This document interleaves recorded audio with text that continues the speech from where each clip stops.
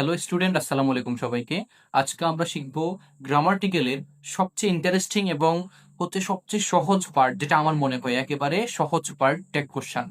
তো আজকে আমরা ট্যাগ কোশ্চানকে এমনভাবে শিখব, ট্যাগ কোশ্চানের রুলসগুলোকে এমনভাবে তুলে ধরবো যেন পৃথিবীতে যত ট্যাগ কোশ্চান আছে সকল ট্যাগ কোশ্চান তোমরা একেবারে নিমিষে সমাধান করতে পারো। তো আমাদের প্রথমে যে ট্যাগ কোশ্চান সমাধানের আগে আমরা একটু জেনে নিই আসলে ট্যাগ কোশ্চান কি, ট্যাগ কোশ্চান কাকে বলে। আমরা যদি একটা একটা কাজ করব, একটা বিষয় শিখবো, আমরা ওই জিনিসটা কি এটাই যদি না জানি তাহলে তো শিখার মাহাত্ম্য হবে না। তাহলে ট্যাগ কোশ্চান সংজ্ঞাটা কিন্তু তোমরা দেখতে পাচ্ছ। এরপর আমি পড়ে বোঝানোর আগে একটা কথা বলি, সেটা হচ্ছে ভিডিও দেখে যেতে থাকলেই তোমাদের শিক্ষা গ্রহণ বা জ্ঞান অর্জন ঠিকমতো হবে না। তোমাদেরকে অবশ্যই খাতা কলম নিয়ে বসে যেভাবে বলবো, যতগুলো রুলস দেখাবো, প্র্যাকটিস করতে হবে, লিখতে হবে খাতায়। তাহলেই কিন্তু এই যে হাতে কলমে কাজ যখন হবে তখন এটা মাথার মধ্যে গাঁথবে, তখন তুমি এই জিনিসটা মনে রাখতে পারবা। আর যখন ভিডিও দেখে যাইবা, এটা ওই যে নাটক সিনেমার মতো চলতে থাকবে আর শেষ হয়ে যাবে, কোনো লাভ হবে না। এরপরে এবার আমরা আমাদের আলোচনা শুরু করি। ট্যাগ কোশ্চান কি? ট্যাগ কোশ্চান মানে এই যে ট্যাগ অর্থ হচ্ছে জুড়ে দেওয়া। ট্যাগ ট্যাগ কথাটা মানে কি? জুড়ে দেওয়া। ওই যে তোমরা ফেসবুকে কি করো, একজন আরেকজনকে ট্যাগ করো, মানে তোমার পোস্টটা আরেকজনের প্রোফাইলের সাথে কি করে দাও, আংটা লাগিয়ে দাও, এই যে জোড়া দিয়ে দাও, জুড়ে দেওয়া। এই জিনিসটা হচ্ছে কি ট্যাগ করা। তারপর হচ্ছে কোশ্চেন মানে তো প্রশ্ন, এটা তোমরা জানো। তাহলে কোশ্চেন মানে প্রশ্ন, তার মানে ট্যাগ কোশ্চেন মানে কি? কোনো একটা বাক্যের সাথে, কিসের সাথে, কোনো একটি বাক্যের সাথে একটি প্রশ্ন জুড়ে দেওয়া, প্রশ্ন একটাকে আংটা লাগাই দেওয়া একটা বাক্যের সাথে, এটাই হচ্ছে ট্যাগ কোশ্চেন। যেমন হি ইজ ওয়ার্কিং হার্ড, এটা বাক্য, এটা একটা বাক্য, এটার সাথে আমরা একটা ট্যাগ কোশ্চেন লাগাইলাম কি, এই যে ইজেন্ট হি, মানে আমরা বললাম হি ইজ ওয়ার্কিং হার্ড, সে কঠোর পরিশ্রম করে, সে নয় কি, মানে যে আমরা প্রশ্ন করলাম সে নয় কি, মানে আসলে সে কি কঠোর পরিশ্রম করে। এই যে এইরকম করে প্রশ্ন করা বা প্রশ্ন জুড়ে দেওয়া, এটাকে ট্যাগ কোশ্চেন বলে। এখন আজকে আমরা মাত্র পাঁচটা নিয়ম তুমি যদি ভালো করে শিখো, ট্যাগ কোশ্চেন তোমাকে আর জীবনে কেউ ঠেকাতে পারবে না। তো এখন আমরা আমাদের প্রথমে ট্যাগ কোশ্চেন শিখতে হলে তোমার যে জিনিসটা লাগবে, এটা হচ্ছে গ্রামাটিক্যালের যে পার্ট, মানে টেন্স বা হচ্ছে বা verb, to be verb, auxiliary verb, এই যে এই জিনিসগুলা মধ্যে তোমার এই টু বি ভার্বটা কিন্তু খুবই ইম্পর্টেন্ট। এটা অনেক জায়গায় লাগে, গ্রামারের অনেক জায়গায় লাগবে এই টু বি ভার্ব। এখানে আমি যেভাবে লিখছি তোমরা এটা লিখে নিবা, ভিডিওটা পজ করে এটা লিখে নাও। এখানে প্রথম টু বি ভার্ব হচ্ছে am, is, are, was, were, have, has, had, shall, should, can, could, will, would, may, might, must, need, ought to, do, did, does, done, dare। এই 24টা টু বি ভার্ব তোমাকে মুখস্থ রাখতে হবে। তুমি tag question যদি করতে হয় তোমাকে টু বি ভার্ব খুঁজে নিতে হবে। টু বি ভার্ব খুঁজে নেওয়ার জন্য তো অবশ্যই তোমার টু বি ভার্ব কিন্তু মনে রাখা লাগবে। এখন এই টু বি ভার্ব গুলো কিন্তু দেখছো, এগুলা নোট করে নিবা, মুখস্থ করে ফেলবে, একদম থ্রোলি, ছোটের উপর থাকবে, একদম থ্রোলি এগুলা বলতে হবে। এখন হচ্ছে আমরা এই টু বি ভার্ব শিখার পরবর্তী যে পার্ট আর কি, পরবর্তী পার্ট হচ্ছে আমাদেরকে এই টু বি ভার্ব গুলোকে অনেক সময় নেগেটিভ ওয়ার্ড দিয়ে, যেমন হচ্ছে নট, নট দিয়ে আমাদেরকে লিখতে হয়। তো এই যে এই টু বি ভার্ব গুলোর নেগেটিভ মিনিংটা আমাদেরকে জানতে হবে। যেমন এই যে আমরা অনেকগুলা, মানে সবগুলাই কিন্তু একই রকম, কিন্তু দুই একটার মধ্যে একটু ব্যবধান আছে। যেমন এখানে হচ্ছে কি দেখো, এই যে নট যুক্ত টু বি ভার্ব, মানে একটা টু বি ভার্বের সাথে যখন নট যুক্ত হয় তখন কি হয়, এই জিনিসটা আমাদের একটু জানতে হবে। তো এটা হচ্ছে যেমন এম নট, যখন এম নট হবে এটাকে আমরা লিখতে হবে কি আরেন্ট। এই যে অ্যাপোস্ট্রোফিস দিয়ে নটের ওটাকে আমরা এখানে একেবারে কিক আউট করে বিলুপ্ত করে দিলাম এখান থেকে, এটাকে বলা হয় অ্যাপোস্ট্রোফিস। এই যে এখানে যে একটা কমা দেখতে পাচ্ছ উপরে, এটা হচ্ছে কি অ্যাপোস্ট্রোফিস। এই অ্যাপোস্ট্রোফিস দিয়ে কি করি আমরা, নটের যে ও আছে এটাকে আমরা কিক আউট করে এখান থেকে মানে বিলুপ্ত করে দিই। এরপর হচ্ছে কি ইজ নট, ইজ নট কে আমরা লিখতে পারি কি ইজেন্ট। আর নট এটাকে লিখবো আমরা আরেন্ট। এই যে দেখো এম নট এবং আর নট দুইটাকে লিখতে হবে কি আরেন্ট। কথা বুঝাতে পারতেছি? এরপর হচ্ছে was not, wasn't, were not, weren't, have not, haven't, has not, hasn't, had not, hadn't, shall not, shan't হবে, এই যে শ্যাল নট একটু পরিবর্তন হচ্ছে শান্ট, শুড নট, শুডেন্ট, আর উইল নটে গিয়ে আবার একটু পরিবর্তন হচ্ছে ওন্ট, উড নটে উডেন্ট। এগুলা সবগুলা কিন্তু ঠিক আছে, যে শেষে শুধু নটের থেকে অ্যাপোস্ট্রোফিসটা লেগে ওটা বিলুপ্ত হচ্ছে, কিন্তু এই যে এম নট যেটা, এটাকে আমরা লিখতে হচ্ছে কি আরেন্ট। তারপর হচ্ছে তোমার এই যে শ্যাল নট কে লিখতে হচ্ছে কি শান্ট, আর উইল নট কে লিখতে হচ্ছে আমরা ওন্ট। এই কয়েকটা তোমাকে একটু ভালো করে মনে রাখতে হবে। এই যে এম নট যেটা, এটাকে তুমি এইন্ট লিখতে পারো, এই যে A I N apostrophe S T, ain't লিখতে পারো। তবে এইন্ট মানে দেখতে খুব একটা সুন্দর দেখায় না, বা এটা খুব একটা ইউজ করা হয় না, বেশিরভাগই কিন্তু ব্যবহার করা হয় আরেন্ট। এরপরে ক্যান নট লিখলে হচ্ছে কান্ট। তোমার এখানে ওই এন ডাবল মানে হবে না, এখানে এন একটা হবে। কুড নট হলে হবে কি কুডেন্ট। মে নট হলে হবে কি মেন্ট। মাস্ট নট হলে হবে মাসেন্ট। নিড নট হলে হবে নিডেন্ট। অট নট হলে কি হবে অটেন্ট। ডু নট হলে হবে ডোন্ট। ডিড নট হলে হবে ডিডেন্ট। এরপরে ডাজ নট হলে হবে ডাজেন্ট। আর ডেয়ার নট হলে হবে ডেয়ারেন্ট। এই ছিল আমাদের টু বি ভার্বের নেগেটিভ রূপগুলা। টু বি ভার্ব এবং টু বি ভার্বের নেগেটিভ রূপগুলা, এই দুটা জিনিস খুবই ইম্পর্টেন্ট ট্যাগ কোশ্চেন করার জন্য। এরপরে আমরা আমাদের ট্যাগ কোশ্চেনের কিছু সিম্পল নিয়ম, মানে ট্যাগ কোশ্চেন লিখবো কিভাবে, যে লিখার একটা মানে রুলস বা নিয়ম, এটা রুলস বা নিয়মের মধ্যে পড়ে না, এটা তোমাকে একটু জেনে নিতে হবে। ট্যাগ কোশ্চেন লেখার একটা পদ্ধতি। প্রথমে সম্পূর্ণ বাক্য তোমাকে লিখতে হবে, মানে একটা ট্যাগ কোশ্চেনে যেমন আমরা এখানে প্রথমে দেখেছিলাম একটা বাক্য, এই যে হি ওয়াজ ওয়ার্কিং হার্ড, পুরো বাক্যটা তোমাকে লিখতে হবে।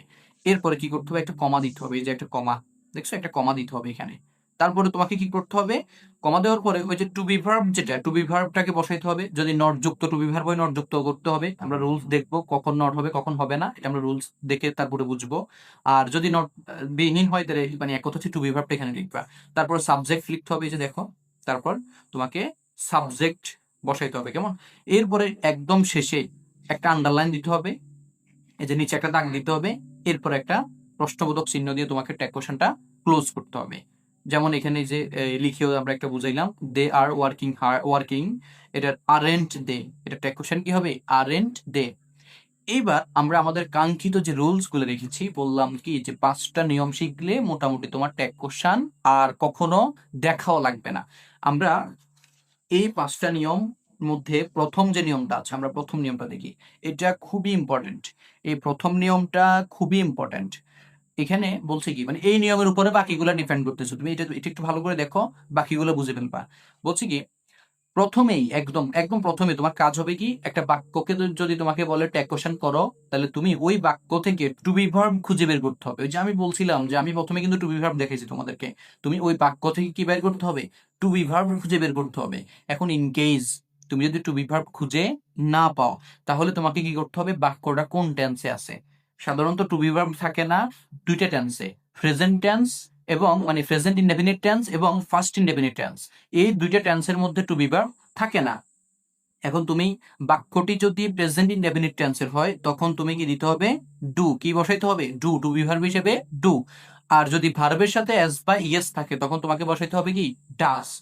যদি ফার্স্ট ইনডেফিনিট টেন্সের মানে বাক্যটি হয়, তখন তোমাকে বসাইতে হবে কি ডিড। তাহলে এই যে ডু, ডিড, ডাস, এগুলো তোমার পকেটে আছে টু বি ভার্ব, এগুলাকে যে কোনো সময় তোমার পকেট থেকে বের করে ইউজ করতে পারো। তো এটা হচ্ছে কি টেন্স অনুযায়ী, যদি বাক্যে টু বি ভার্ব না থাকে, অনেক সময় এগুলো থাকতে পারে বাক্যে, আবার টু বি ভার্বও থাকতে পারে, তখন তুমি কিন্তু টু বি ভার্ব হচ্ছে ফার্স্ট প্রায়োরিটি, এটার মধ্যে কি টু বি ভার্ব এখানে ফার্স্ট প্রায়োরিটি থাকবে। তুমি টু বি ভার্ব প্রথমে খুঁজে নিবা, টু বি ভার্ব খুঁজে না পাইলে তখন এই যে টেন্সের দিকে খেয়াল করে ডু, ডিড, ডাজ ইউজ করবা। এরপরে হচ্ছে টু বি ভার্ব খুঁজে নেওয়ার কাজ শেষ। টু বি ভার্ব না থাকলে ডু, ডিড, ডাজ, ওই যে টেন্স অনুযায়ী। টু বি ভার্ব খুঁজে পাওয়ার পরে তোমাকে দেখতে হবে এই বাক্যটা কি আসলে অ্যাফার্মেটিভ নাকি নেগেটিভ। অ্যাফার্মেটিভ মানে হচ্ছে হাবোধক বাক্য, মানে ওই বাক্যের মধ্যে নেগেটিভ কোনো কথা আছে নি, মানে নাবোধক কোনো কথা আছে কিনা, এটা তোমাকে একটু দেখতে হবে। যদি নাবোধক কোনো কিছু না থাকে তাহলে অ্যাফার্মেটিভ। তাহলে যদি একটা অ্যাফার্মেটিভ বাক্যকে তুমি ট্যাগ কোশ্চেন করতে হয়, যে টু বি ভার্বটা তুমি খুঁজে নিবা, ওই টু বি ভার্বের সাথে তুমি একটা নট যুক্ত করতে হবে। আর নট যুক্ত করার পরে এটাকে সংক্ষিপ্ত রূপে লিখতে হবে। ওই যে আমরা একটু আগে দেখাইছিলাম, হ্যাভ নট হলে হবে কি হ্যাভেন্ট, এম নট হলে হবে আরেন্ট। এই যে সংক্ষিপ্ত রূপটা তোমাকে লিখতে হবে। অ্যাফার্মেটিভ বাক্য যদি হয়, মানে একটা বাক্য হাবোধক হলে তুমি টু বি ভার্বের সাথে নট যুক্ত করে বসাইতে হবে, কেমন, এই যে নট যুক্ত করে বসাইতে হবে। এরপরে বাক্যটি যদি নেগেটিভ হয়, বাক্যটা যদি কি হয় নেগেটিভ হয়, তাহলে তোমাকে টু বি ভার্বের সাথে কোনো নট যুক্ত করতে হবে না, মনে রাখবা এটা। বাক্যটা যদি কি হয় নেগেটিভ হয়, তখন টু বি ভার্বের সাথে কোনো নট যুক্ত করা লাগবে না। যদি টু বি ভার্বের সাথে কোনো নট থাকেও, ওইটাও বাদ, ওইটা কিন্তু বসাইতে হবে না। একদম শেষে তুমি ট্যাগ কোশ্চেনের একদম শেষে কি বসাইবা, সাবজেক্ট, কি বসাইবা সাবজেক্ট বসাইতে হবে। যেমন সাবজেক্টে যদি কোনো পুরুষবাচক শব্দ থাকে, মানে পুরুষবাচক নাউন থাকে, তখন তুমি ওই পুরুষবাচক নাউনের পরিবর্তে হি বসাইতে হবে। যদি সাবজেক্টে নারীবাচক কোনো এই নাউন থাকে, তখন সেটা হবে সি, সেটার জন্য। আর বস্তুবাচক কোনো সাবজেক্ট থাকলে তখন সেটার জন্য হবে ইট অথবা দিস। আর এছাড়া যদি কোনো প্রোনাউন থাকে, এছাড়া কি যদি কোনো প্রোনাউন থাকে, তখন তোমার ওই প্রোনাউনটাই বসে যাবে। তারপর হচ্ছে আমরা একদম ওই যে নিয়মের মধ্যে মানে লিখার যে পদ্ধতি সিস্টেম, ওই সিস্টেমটাতে বলছিলাম যে একটা আন্ডারলাইন দিতে হবে, প্রশ্নবোধক চিহ্নের মাধ্যমে ট্যাগ কোশ্চেন শেষ করবো আমরা। 1 নাম্বার রুলস কিন্তু আমাদের শেষ। এখন 1 নাম্বার রুলস থেকে আমাদের কিছু প্র্যাকটিস রাখলাম আমরা। বলছি কি, রহিম ওয়াজ রিডিং এ বুক। আমরা এখানে দেখতে পাচ্ছি একটা টু বি ভার্ব ওয়াজ আছে, ঠিক আছে, ওয়াজ টু বি ভার্ব নিলাম। এরপরে দেখতে পাচ্ছি পুরো বাক্যটা হচ্ছে একটা অ্যাফার্মেটিভ বাক্য, মানে হাবোধক বাক্য। তাহলে হাবোধক বাক্য হলে টু বি ভার্বের সাথে নট যুক্ত হবে, নট যুক্ত করে সংক্ষিপ্ত আকারে লিখতে হবে, লিখতে হবে কি ওয়াজেন্ট, লিখলাম আমরা ওয়াজেন্ট। রহিম একটা পুরুষবাচক শব্দ, এই কারণে এখানে কি হবে হি। তারপরে দে ডু দ্য সাম, তাহলে ডু একটা টু বি ভার্ব এখানে কিন্তু আছে, ডু কিন্তু একটা টু বি ভার্ব, আমরা কিন্তু পড়ছিলাম। তাহলে এই যে ডু হবে এখানে, আর যেহেতু এটা একটা অ্যাফার্মেটিভ বাক্য, তাহলে হবে ডোন্ট, তাহলে হবে কি ডোন্ট। আর দেই এটা একটা কি প্রনাউন, তাহলে প্রনাউন হিসেবে দেই বসে যাবে। আচ্ছা, এরপর হচ্ছে উই শুডেন্ট সাপোর্ট দিস। এটার মধ্যে টু বি ভার্ব কি আছে, শুড আছে, শুডের সাথে নট থাকা মানে এটা নেগেটিভ বাক্য। তাহলে এই নেগেটিভ বাক্যের থাকার কারণে এনে শুডের সাথে যে নটটা আছে এটা বাদ যাবে, শুধু শুড থাকবে। আর উই আছে তো এখানে সাবজেক্ট হিসেবে, তাহলে উই বসে যাবে, শুড উই। আশা করি এই 1 নাম্বার নিয়মটা তোমরা ভালো করে বুঝেছ। এবার আমরা চলে যাবো, এই 1 নাম্বার নিয়ম থেকে কিন্তু মেজরিটি পার্সেন্ট এই ট্যাগ কোশ্চেন থাকে। এবার আমরা চলে যাবো হচ্ছে 2 নাম্বার রুলসে। 2 নাম্বার রুলস একদম ইজি, সেম জিনিস, একই কাজ, মানে এখানে যে কাজগুলো করেছি আমরা বা যে জিনিসগুলো পড়েছি একই রকম জিনিস। এটা হচ্ছে কি, সাবজেক্টে যদি ওই যে আমরা পড়ছিলাম সাবজেক্টে পুরুষবাচক শব্দ থাকলে হি বসাবো, সাবজেক্টে নারীবাচক নাউন থাকলে হবে কি সি, তারপরে তোমার বস্তুবাচক থাকলে ইট অথবা দিস। এইটাও একই রকম, মানে এটা শুধু সাবজেক্ট নিয়ে পরিবর্তন, বাকি সব ঠিক। সাবজেক্টে যদি everybody, somebody, anybody, someone, anyone, none, all, everyone ইত্যাদি থাকে, তবে ট্যাগ কোশ্চেনে সাবজেক্ট হিসেবে দে বসবে। মানে এই সমস্ত মানে ওয়ার্ড দ্বারা যদি বাক্যটা শুরু হয় সাবজেক্ট হিসেবে থাকে, তখন ওই সাবজেক্টে এগুলোর পরিবর্তে কি বসবে, দে বসবে। তাহলে আর সব কিন্তু একই রকম আগের মতো। টু বি ভার্ব খুঁজে নিব, টু বি ভার্ব খুঁজে না পেলে কি ওই যে ডু ডি ডাজ টেন্স অনুযায়ী, যেমন এখানে লাভস, কোনো টু বি ভার্ব নেই, তাহলে এখানে লাভস আছে, লাভসের সাথে এই যে এস বাই ইয়েস এর কারণে এটা হবে কি ডাজ, হবে কি হবে ডাজ। আচ্ছা, এরপরে হচ্ছে যেহেতু এটা একটা অ্যাফার্মেটিভ বাক্য, কোনো না নেগেটিভ কোনো ওয়ার্ড এখানে নেই, তাহলে এটা ডাজেন্ট, কি হবে ডাজেন্ট আমাদের নিয়ম অনুসারে। এবার এখানে এভরিবডির জন্য কি হবে দে, তাহলে দে একটা প্লুরাল প্রনাউন, দে একটা কি প্লুরাল প্রনাউন। এই প্লুরাল প্রনাউনের সাথে কখনো ডাজ বসে না, ঠিক এই কারণে এখানে ডাজটা কি হয়ে যাবে ডু হয়ে যায়, আমাদের সিস্টেমে গেলে ডাজ হওয়ার কথা। এই জিনিসটা একটু খেয়াল রাখবে, প্লুরাল প্রনাউনের সাথে কখনো কি বসে না, ডাজ বসে না, তাহলে এখানে হবে ডু হবে, কেমন। আর যেহেতু অ্যাফার্মেটিভ বাক্য, তাহলে হবে ডোন্ট দে, কি হবে ডোন্ট দে। এই যে দে হচ্ছে শুধু এভরিবডির জন্য, আর বাকি সব মানে আগের মতোই। আশা করি এটা বুঝছো। 3 নাম্বার রুলস যেটা, 3 নাম্বার রুলসটা একদম সেম, মানে একই জিনিস। তোমার এটা হচ্ছে কি ওই যে মানে এভরিবডি বা এগুলো হচ্ছে ব্যক্তিবাচক ছিল, তো ব্যক্তিবাচক সাবজেক্ট ছিল এগুলা। তো সাবজেক্টে যদি এভরিথিং, সামথিং, নাথিং, এনিথিং, মানে এগুলো হচ্ছে বস্তুবাচক সাবজেক্ট, কিন্তু এই বস্তুবাচক সাবজেক্ট যেগুলো এগুলো যদি থাকে, তখন তোমার ট্যাগ কোশ্চেনে সাবজেক্ট হিসেবে দিস অথবা ইট বসাবো আমরা, বেশিরভাগ সময় দিস বসাবো আমরা। তো এখানে বলছে কি everything is fair and lovely. Everything is fair and lovely অর্থাৎ যে ফেয়ার অ্যান্ড লাভলি হয়ে যাও লাগিয়ে সুন্দর, তো এই ফেয়ার অ্যান্ড লাভলি আর কি। Everything is fair and lovely, এখানে ইজ হচ্ছে টু বি ভার্ব, তাহলে ইজ এর সাথে যেহেতু এটা একটা হাবোধক বাক্য, নট হবে ইজেন্ট, কেমন। আর এভরিথিং এর জন্য কি হবে দিস হবে, বা ইজেন্ট ইটও বসাইতে পারি আমরা, ইজেন্ট দিস অথবা ইজেন্ট ইট, যে কোনো একটা বসাইতে পারো, নো প্রবলেম। আশা করি 3 নাম্বার রুলসটা বুঝছো। আর বাকি সব একই রকম, শুধু এই যে এই এভরিথিং, নাথিং, সামথিং, এই যে বস্তুবাচক সাবজেক্ট গুলোর জন্য কি বসবে দিস অথবা ইট বসবে। এবার আমরা চলে যাই আমাদের 4 নাম্বার রুলস। এই 4 নাম্বার রুলসটা হচ্ছে এটা একদম মুখস্থ করে ফেলো। একটা বাক্য যদি ইম্পারেটিভ সেন্টেন্স থাকে, আর ওই ইম্পারেটিভ সেন্টেন্সের বাক্যকে আমাদেরকে যদি বলে ট্যাগ কোশ্চেন করো, একটা প্রশ্ন জুড়ে দাও, তখন আমরা ওইখানে মুখস্থ করে চোখ বন্ধ করে একদম বসে দিব কি উইল ইউ। উইল ইউ বসিয়ে আমরা বলবো যে বাবা যা, তোর ট্যাগ কোশ্চেন পেয়ে গেল। এখন একটা ইম্পারেটিভ বাক্য তুমি চিনবা কেমনে, সাধারণত লেট, প্লিজ, ভার্ব। এই ৩ ধরনের শব্দ দ্বারা বাক্য শুরু হলে তখন সেটাকে আমরা বলবো ইম্পারেটিভ সেন্টেন্স। তো এখানে লেট প্লিজ এটা তো নির্দিষ্ট একটা ওয়ার্ড, এটা দিয়ে বাক্য শুরু হইলে বুঝবা যে এটা হচ্ছে কি ইম্পারেটিভ বাক্য। আর হচ্ছে কি ভার্ব। তো ভার্ব তো অভাব নেই, তুমি ভার্ব চিনতে হবে। ভার্ব চিনে ভার্ব যদি বাক্যের প্রথমে থাকে তখনই তোমাকে বুঝতে হবে ওইটা ইম্পারেটিভ বাক্য। তো এই ইম্পারেটিভ বাক্য চিনতে পারলেই তোমার জন্য কি একদম মানে হাতের মোয়ার মতো তুমি চিনে ফেলবা বা বুঝে ফেলবা যে এখানে টেকোশন কি হবে।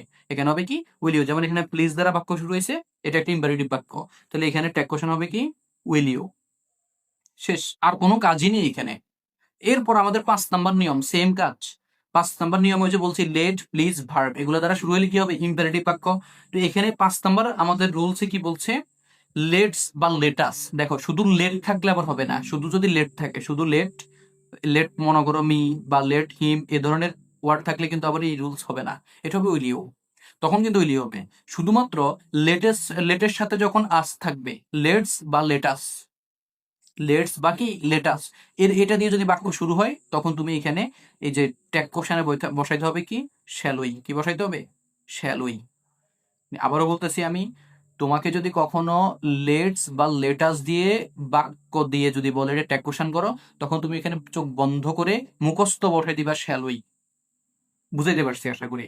তো এখানে যদি আবার লেটস এর জায়গায় যদি লেট মি থাকে, তোমরা আবার মনে করি না যে শুধু লেট থাকলে হবে, আমি এটা ক্লিয়ার করে দিচ্ছি বারবার। লেট থাকলে কিন্তু উইল ইউ হবে, শুধু লেট থাকলে কি হবে উইল ইউ, কিন্তু লেটস বা লেটাস থাকলে কি হবে শ্যাল উই। বুঝতে পারছি আশা করি।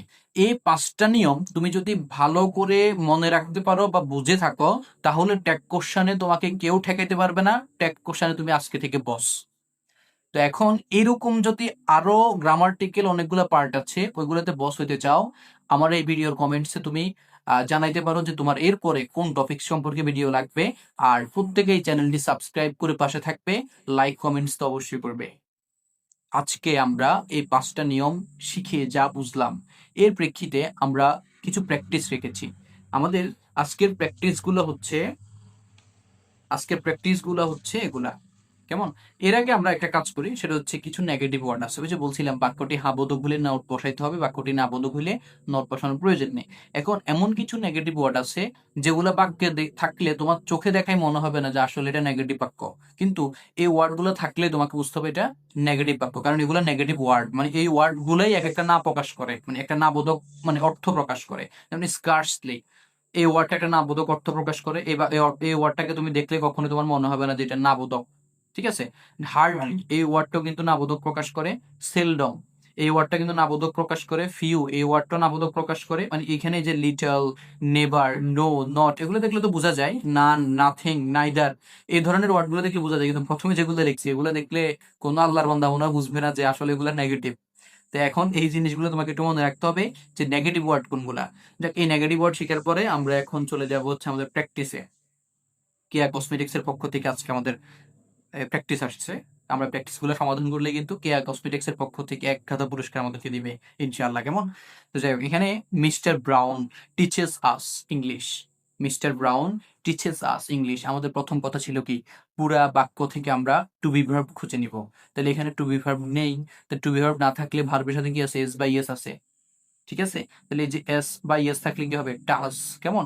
এই পুরো বাক্যটা হচ্ছে হাবোধক বাক্য, তাহলে এখানে হবে ডাজেন্ট, ডাজেন্ট। কেমন। এরপরে মিস্টার ব্রাউন, মিস্টার ব্রাউন জনাব ব্রাউন। ঠিক আছে। তো এই জনাব ব্রাউন মানে হচ্ছে উনি একজন পুরুষবাচক নাউন এখানে। ঠিক আছে। তাহলে এখানে হবে ডাজেন্ট হি। ক্লিয়ার। এরপর হচ্ছে লেটস হ্যাভ এ ওয়াক, মানে লেটস পড়ার সাথেই মানে আমার মাথার মধ্যে ধম করে বাড়ি খেয়েছে যে না এটা তো শ্যালুই হবে। শেষ, এখানে কোনো কথা নাই, একেবারে নন স্টপ, একদম স্টপ, নন স্টপ না, একদম স্টপ, যে এখানে তুমি কি বসাই দিবা শ্যালুই বসাই দিবা।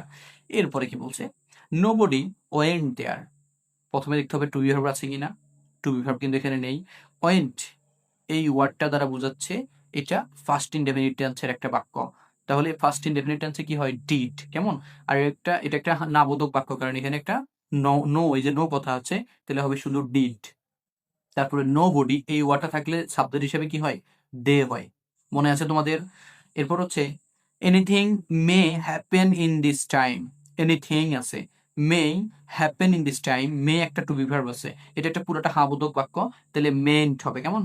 মেন্ট হবে সরি মেইন্ট হবে, অ্যাপোস্ট্রফি এখানে মেইন্ট হবে, কেমন? মেইন্ট কিন্তু আমরা লিখছিলাম আগে, এনিথিং, তাহলে মেইন্ট ইট লিখতে পারি আমরা, বা মেইন্ট দিস লিখতে পারি, কোনো সমস্যা নেই। উই সেলডম ওয়ান্ট টু আর, সেলডম পুরাটা একটা নেগেটিভ অর্থ প্রকাশ করে, এরপরে যাচ্ছি আমরা। ওয়ান্ট হচ্ছে ভার্বের প্রেজেন্ট ফর্ম, অর্থাৎ ভার্ব, এটা হচ্ছে প্রেজেন্ট ইনডেফিনিট টেন্স, তাহলে এখানে হবে কি ডু, আর এটা নেগেটিভ অর্থ প্রকাশ করতেছে, তাহলে শুধু ডু হবে, আর এখানে এই যে উই এর কারণে হবে কি শুধু উই হবে, কেমন? তারপর হচ্ছে take care of your health, এটা ভার্ব দ্বারা বাক্য শুরু হয়েছে, ভার্ব দ্বারা বাক্য শুরু হলে সেটা কি ইম্পারেটিভ বাক্য, তো ইম্পারেটিভ বাক্যে চোখ বন্ধ করে ট্যাগ কোশ্চেন হচ্ছে কি উইল ইউ, উইল ইউ, ঠিক আছে? তারপরে not only the government but also the educated should to remove illiteracy, not only the government but also the educated should to the remove should to remove illiteracy.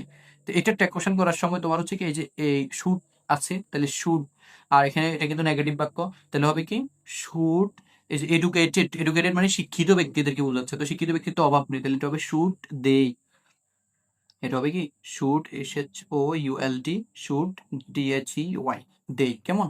এটা হচ্ছে আমাদের tag question. There's been an accident, to be verb নেই মনে হচ্ছে না, না two be verb আছে এখানে, একটু লুকে আছে, টু বি ভার্বটাকে আমরা বের করতে হবে। যেমন এই যে এখানে একটা অ্যাপোস্ট্রফি এস দিয়ে অ্যাজ দিছে না, এটার মানে হচ্ছে ইজ হবে অথবা হ্যাজ হবে। যদি এরকম করে আমাদেরকে কখনো মানে একটা এই সাবজেক্টের সাথে বা প্রোনাউনের সাথে এরকম অ্যাপোস্ট্রফি এস দিয়ে অ্যাজ দেয়, তো সেটা ইজ অথবা কি হ্যাজ, এরপরে যেহেতু বিন আছে, ইজের সাথে কখনো বিন হয় না, এটা হবে কি হ্যাজ বিন, তাহলে there has been an accident, তাহলে এখানে হ্যাজ কিন্তু টু বি ভার্ব আছে, তাহলে হ্যাজ পুরাটা আবোধক বাক্য, তাইলে হবে হ্যাজেন্ট, হ্যাজেন্ট, আর দেয়ার হচ্ছে একটা প্রোনাউন, প্রোনাউন দেয়ার বসে যাবে।